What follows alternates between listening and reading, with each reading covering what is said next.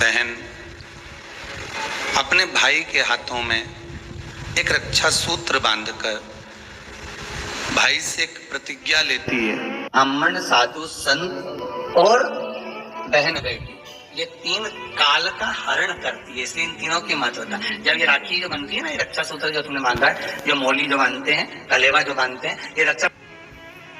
आप नारियल का गोला दो 50 बार दो, 10-10, 20-20 गोले दे दो, 50-50 गोले दे दो, मना नहीं है, हैं? 2-4-8 झोला भर के दे दो, हम वो भी मना नहीं करे, एक बोरा भर के दे दो, उसका मना नहीं। पर श्रीफल की मूलता है, यहाँ नारियल का जो श्रीफल है उसकी मूलता है। और कितनी सुंदर बात है, नारियल जो बहन भाई को देती है, श्रीफल हाथ भरा हुआ रखती है, भाई को बहन जब श्रीफल देती है तो भाई वही श्रीफल अपनी बहन को कुछ दक्षिणा अर्थात कुछ रुपया रखकर, कुछ भेंट रखकर, कुछ स्वरूप रखकर, जब बहन इतनी दूर से आई तो वही श्रीफल भाई फिर बहन को दे देता है, ये ले तू दे जा,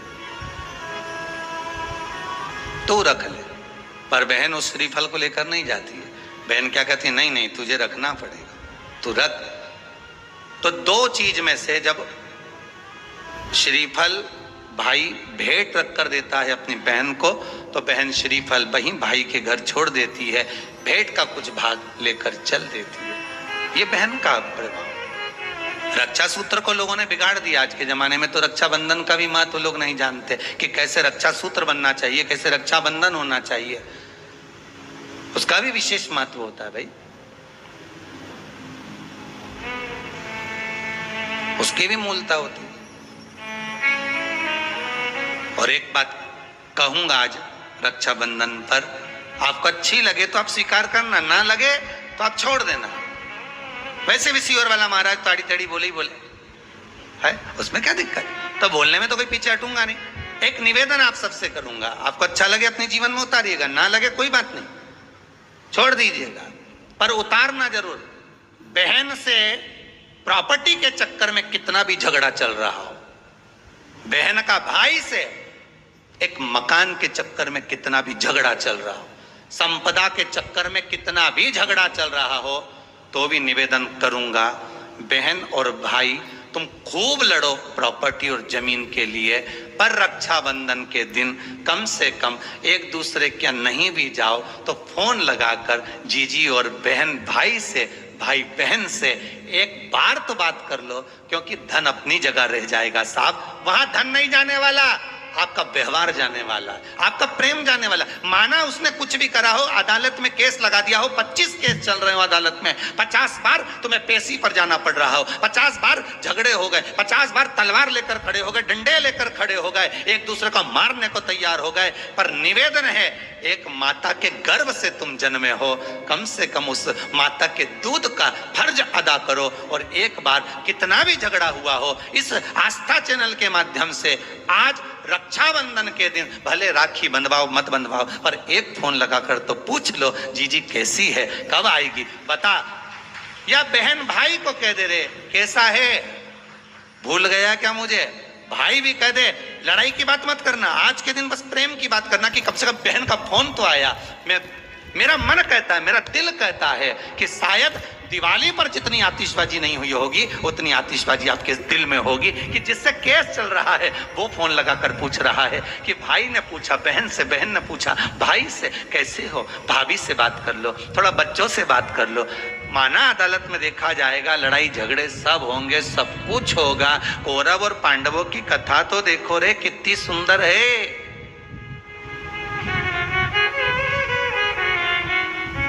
कितनी सुंदर है।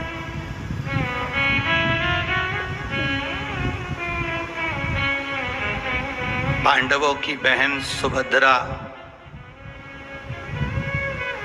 राखी बांधने कौरवों को जाती है, कौरवों की बहन राखी बांधने के लिए पांडवों को जाती है। जरा विचार करिए,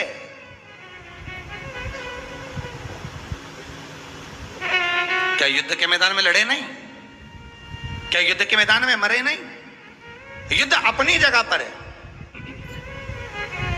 लड़ाई नारियल जो बहन भाई को देती है, श्रीफल हाथ भरा हुआ रखती है, भाई को बहन जब श्रीफल देती है तो भाई वही श्रीफल अपनी बहन को कुछ दक्षिणा अर्थात कुछ रुपया रखकर, कुछ भेंट रखकर, कुछ स्वरूप रखकर, जब बहन इतनी दूर से आई वही श्रीफल भाई फिर बहन को दे देता है, ये तू ले।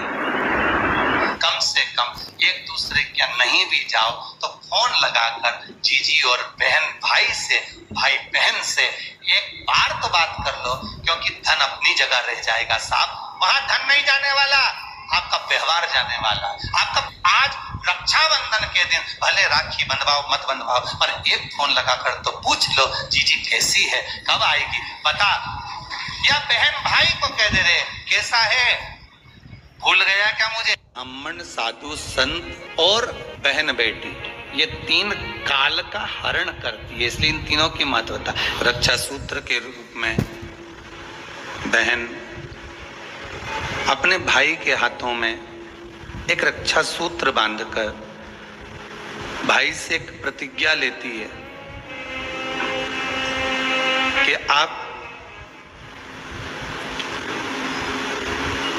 इस भूमि पर जब तक मेरे प्राण हैं तब तक मेरी रक्षा करोगे।